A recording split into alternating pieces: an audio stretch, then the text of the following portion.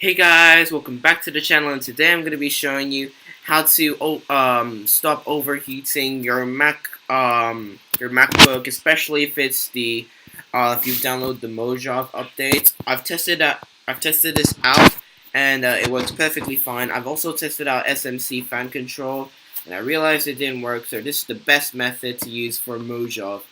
Or 10.7 up to or 10.6. It really doesn't matter. You can use it for both. It also works for Windows as well, but I'm using it on my Mac, so let's get right into it. So the first thing you want to do is open up your default browser and go to this link. It will be in the description below here, but just click on it.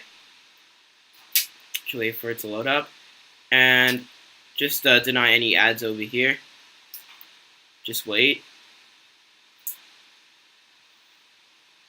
Skip the ads. It should bring you to this website. Now, if you're on Windows, like I said, it does work. You can click on this, but of course I'm on Mac, so click on this blue bar right here. If you're on 10.6, click here. If you're on 10.7, just click on this blue bar up here, but just download it.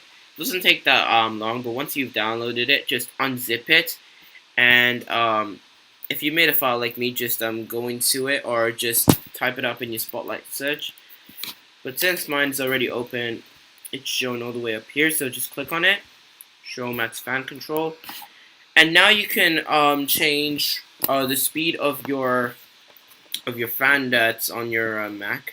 So if you go and click on this blue bar right here, I've already changed mine.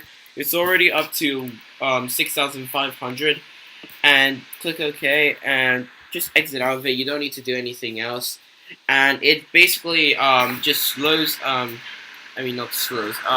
It basically speeds up the fan and cools it down. So yeah, thanks guys for watching. Hopefully this helped you. Please like, share this video, subscribe, and see you guys later on. Peace out.